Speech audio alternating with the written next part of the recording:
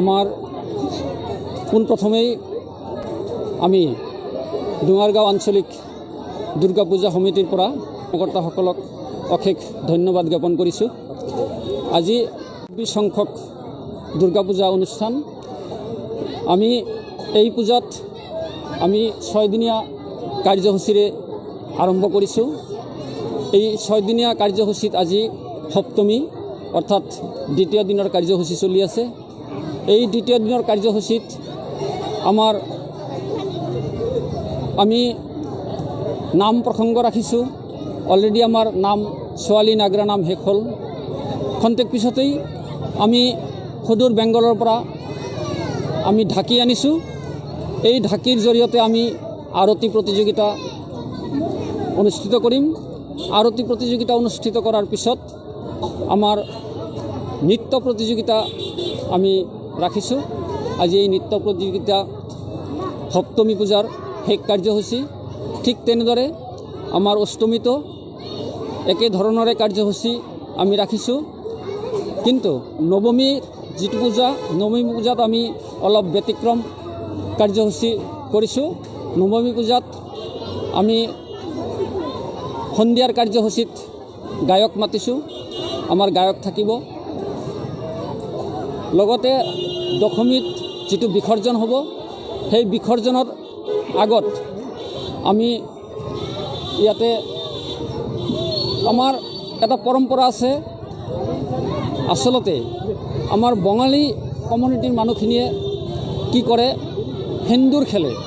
অৰ্থাৎ এইটো এটা ডাঙৰ পৰম্পৰা দুৰ্গা পূজাত।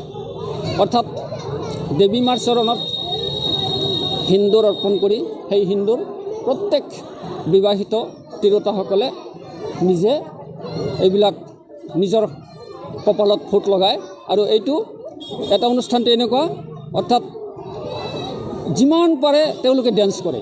আৰু এইটো ডেন্স এনেকুৱা এটা মনোমোহা হয় আৰু চাবলগীয়া হয়। এইটো খুব ভাল এটা অনুষ্ঠান দশমীত আমি অনুষ্ঠিত কৰি আহিছোঁ।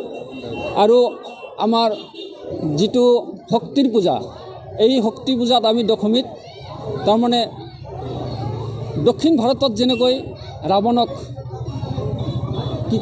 বিসৰ্জন দিয়ে, ৰাৱণক তাৰমানে যেনেকৈ ৰামে হত্যা কৰিছিল, ঠিক তেনেকৈ আমি এই অনুষ্ঠানটিও দশমীত এইটো পাতিম।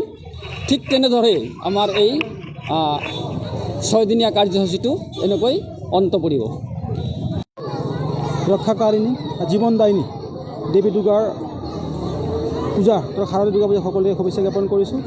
এইবুলি আমাৰ ৩ নং ডোঙৰগাঁওবাসী ৰাইজৰ সহযোগত বা এই বৃহত্তৰ অঞ্চলবাসী ৰাইজৰ সহযোগত আমি ২৪তম দুৰ্গা পূজা উদযাপন কৰিব ওলাইছোঁ।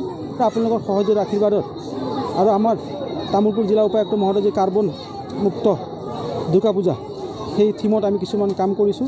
আৰু আপোনালোকৰ আশীৰ্বাদ আমি সেইখিনি সম্পূৰ্ণ কৰিছোঁ। এই বছৰ ২৪ বছৰ, অহা বছৰ আমি ২৫ বছৰ ভৰি দিম আমাৰ চিলভাৰ জুবলি। এইবাৰ যিমান উলহ মালহে কৰিছোঁ তাতকৈ দুগুণ উলহ মালহে অহা বছৰ আমি অনুষ্ঠিত কৰিম। সেইবাবে আপোনালোকৰ সমূহ অসমবাসী ৰাইজক আমি অনুৰোধ জনাইছোঁ বা প্ৰাৰ্থনা যাতে কৰে আমাৰ এই অনুষ্ঠানটোৰ বাবে। এই অনুষ্ঠানটো একেবাৰে পিছপৰা অঞ্চল। আপুনি সকলোৱে জানে ভাৰত ভূটান সীমান্তৰ একেখন উত্তৰ দিশৰ গাঁওখন।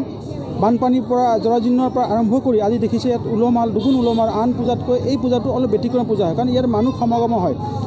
বঙালী, বড়ো, নেপালী বিভিন্ন জাতি জনগোষ্ঠীৰ মিলনৰ কেন্দ্ৰভূমিত। ইয়াতে কোনো জাত ভেদ নাই।